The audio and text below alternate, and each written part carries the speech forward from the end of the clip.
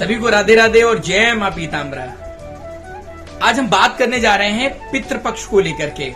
आप जानते हैं कि हिंदू धर्म में पितृपक्ष का खास महत्व होता है, इसे श्राद्ध पक्ष भी कहा जाता है। हिंदू पंचांग के अनुसार अगर हर साल भाद्रपद मास की पूर्णिमा से लेकर के अश्विनी मास की अमावस्या तक इस पक्ष को हम पूजन करते हैं। यह समय वो समय होता है जब आपकी जन्म कुंडली में किसी भी प्रकार का दोष हो, पितृ दोष हो या पितरों से संबंधित आपके घर परिवार में समस्या चली आ रही है।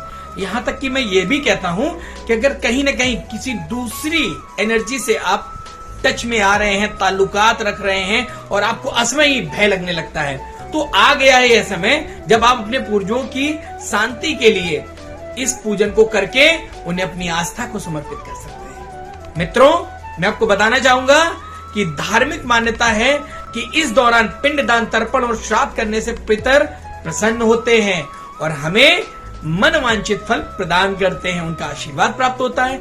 मान्यता ये भी है कि जो लोग अपने पितरों का श्राद्ध पूरी श्रद्धा और विधि पूर्वक करते हैं, उनके जीवन में सुख समृद्धि बनी रहती है, रोग और दोष और असफलताएं उनसे दूर होती हैं। तो आइए सबसे पहले तो जानते हैं पितृपक्ष है कब। पितृपक्ष भाद्रपद शुक्ल पूर्णिमा से शुरू होता है और अश्विनी मास की अमावस्या तक चलता है। इसे महालय अमावस्या भी कहा जाता है। इस साल श्राद्ध पक्ष 7 सितंबर 2025 से शुरू हो रहा है और ये पहली तिथि 7 सितंबर को रहेगी जो पूर्णिमा श्राद्ध की होगी। प्रतिपदा जो द्वितीय रहेगी इसकी वो 8 सितंबर रहेगी। तृतीया 9 और 10 को मिलाकर के 10 पे जाएगी क्योंकि उदया तिथि को मानते हैं। चतुर्थी भी हम 10 को ही मानेंगे क्योंकि आधी तिथि 11वें में जा रही है। और अगर हम पंचमी की बात करेंगे तो पंचमी 11वें में आएगी। जो महाभरणी है वो 11 सितंबर को बृहस्पतिवार को रहने वाली है। जो षष्ठी तिथि है वो शुक्रवार को रहने वाली है 12 सितंबर को। और जो सप्तमी है वो 13 सितंबर को रहेगी शनिवार के दिन। अष्टमी श्राद्ध 14 सितंबर को आप कर सकते हैं और इसी क्रम में ये सब चला जाएगा। और अगर हम बात करें तो जो सब पितृ अमावस्या है वो 21 सितंबर 2025 को रविवार के दिन हम संपूर्ण धरावासी मनाएंगे। अगर हम बात करें कि श्राद्ध किस आधार पर किया जाता है तो श्राद्ध कर्म मृत्यु तिथि के आधार पर ही करना उचित है। जैसे आपकी कुंडली में कोई दोष है, पितृ दोष, अगर कुंडली में सूर्य राहु के प्रभाव में और पितृ दोष है तो आपको श्राद्ध कर्म उसी तिथि को करना चाहिए जिस तिथि में जातक की मृत्यु हुई थी, यानी कि आपके पितरों की मृत्यु हुई थी। और उसी दिन का श्राद्ध हमें करना अनिवार्य शास्त्रों में बताया गया है, वर्णित किया गया है। श्राद्ध करने की जो सही विधि होती है उसके लिए आप किसी योग्य ब्राह्मण को बुला लें ताकि आपसे त्रुटि ना हो। ब्राह्मणों की मदद से तर्पण और पिंडदान आप कराएं। इससे, क्योंकि ब्राह्मण सर्वोपरि है, इससे आपको और भी अच्छा फल प्राप्त होगा।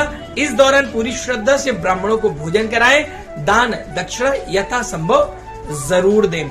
साथ ही साथ श्राद्ध में गाय को, कुत्ते को, कौवे को और भिखारियों को भोजन जरूर कराएं। इससे श्राद्ध का फल कई गुना बढ़ जाता है। अब बात होती है जल देने की, किस समय श्राद्ध पूजा करनी चाहिए, किस समय में जल देना चाहिए। तो मैं आपको बताता हूँ कि आपको जल देने का जो सही समय है वो कड़ी धूप, जिस समय सूर्य देवता अपनी प्रचंडता पे हो, उस समय अगर आप तर्पण करते हैं, जल देते हैं अपने पितरों को, तो उसका बहुत अच्छा लाभ प्राप्त होता है। धार्मिक शास्त्रों में श्राद्ध पूजा का सबसे अच्छा समय दोपहर को बताया गया है। दोपहर के समय योग्य ब्राह्मणों की सहायता से मंत्रोच्चारण, एक मैं मंत्र आपको बता रहा हूं, ओम श्री पितृ देवताभ्यो नमो नमः, ओम श्री पितृ देवताभ्यो नमो नमः। इस प्रकार से आपको पितरों को याद करना है। श्राद्ध अगर आप गंगा के किनारे करते हैं, आपके समीप जो भी नदी हो, कावेरी हो, यमुना जी हो, जो भी हो, अगर संभव हो तो गंगा नदी के किनारे जाकर के अगर आप श्राद्ध कर्म करते हैं तो कहा जाता है कि गंगा तट पे किया गया श्राद्ध सबसे अधिक फलदायी होता है। और अगर ऐसा ना कर पाए तो घर पर विधि पूर्वक भी अगर आप सूर्य देवता के समक्ष करते हैं और ब्राह्मण देवताओं को भोजन कराते हैं तो भी श्राद्ध आपका पूर्ण माना जाएगा। श्राद्ध पूजा में जरूरी सामग्री आपको क्या क्या चाहिए ये भी तो जानना बहुत जरूरी है। तो मैं आपको बताऊं कि रोली, सिंदूर, सुपारी और रक्षा सूत्र, चावल, जनेऊ, कपूर, हल्दी, देसी घी, शहद, काला तिल, तुलसी का पत्ता तो अति महत्वपूर्ण है। जौ, हवन सामग्री, गुड़, मिट्टी का दिया, रुई, अगरबत्ती, दही, गंगा जल और साथ ही साथ कुछ सफेद फूल और मूंग की दाल और गन्ना अवश्य होना चाहिए। तो इस प्रकार से जब आप श्राद्ध करते हैं, चीजों को करते हैं, तो निश्चित तौर पे इससे संबंधित आपको बहुत फायदा प्राप्त होता है। और आज के इस एपिसोड में मैंने आपको बहुत अच्छे से समझाया कि अगर आपकी कुंडली में, जन्म कुंडली में, चंद्र कुंडली में अगर पितृ दोष आपको मिल रहा है या आपका ज्योतिष आपको बता रहा है कि आपके जन्म कुंडली में पितृ दोष है, तो इस विधि से अगर आप पूजन करते हैं, तर्पण करते हैं, तो निश्चित तौर पे आप समस्याओं से मुक्त हो जाएंगे। और हाँ, किसी भी स्थिति में आप कुत्ते को, गाय को, भिखारी को बेइज्जत ना करें, उसे दुत्कार कर ना भगाएं, क्योंकि ये वो समय है जो आपको अर्श पे भी पहुंचा सकता है और फर्श पे भी।